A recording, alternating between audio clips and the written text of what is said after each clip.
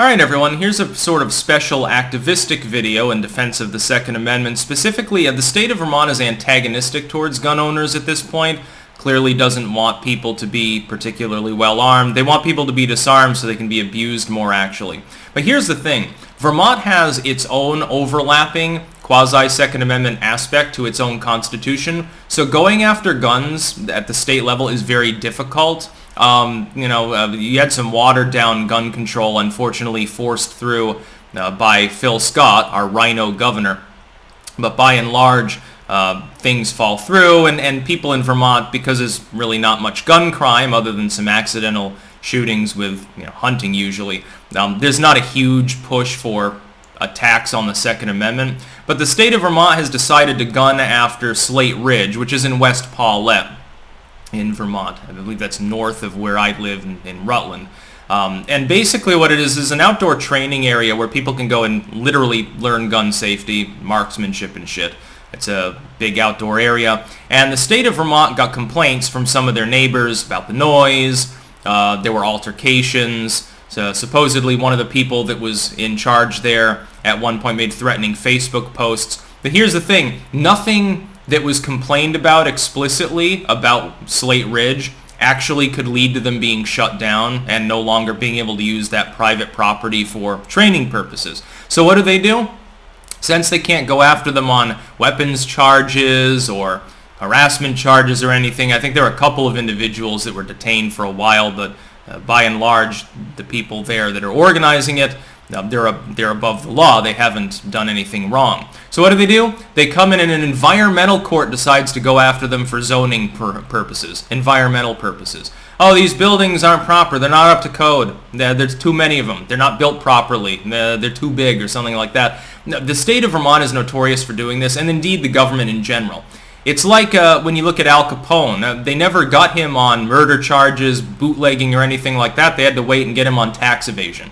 So they're seeking to circumvent the Second Amendment, which clearly would be violated if they went after Slate Ridge for its actual activities, and going after them for zoning laws, trying to shut them down. Link in the description, therefore, to a GoFundMe page actually being run by one of the people that owns Slate Ridge. I don't know if she's the only person who does. I think it's a couple, if I remember correctly. I can't remember. But trying to raise money to fight this legal battle. I support them. There's been no physical altercations as the result of their activities. The Second Amendment is sacrosanct. The state of Vermont has done enough to attack the Second Amendment already. I personally think the libertarians should branch out from the Free State Project in New Hampshire and target Vermont as well. That's what I think. It's got a lower population, plenty of extra land.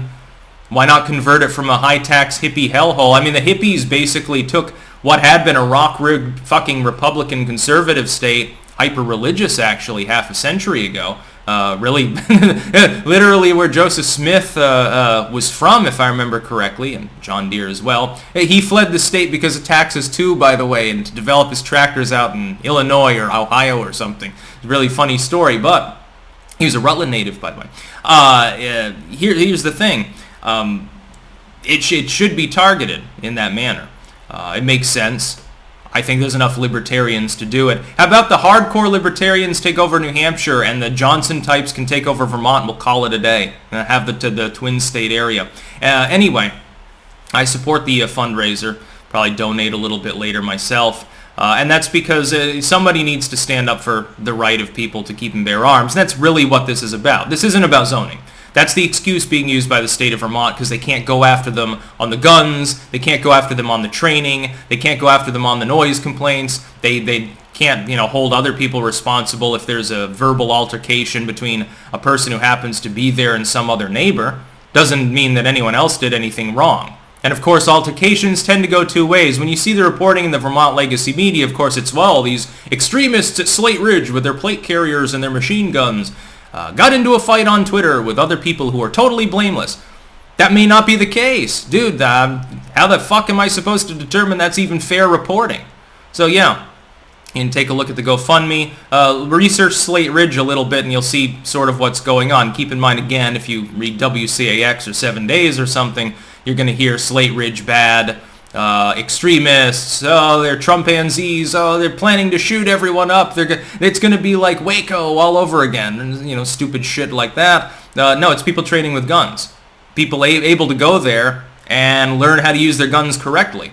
By the way, considering accidental shootings are a fairly large proportion of all gun crime, you'd think that any competent state government would want people to go and train. Not everybody has a bunch of land that they can actually plank on, and they go to the gun range or something, an indoor gun range. It's not necessarily a stand-in.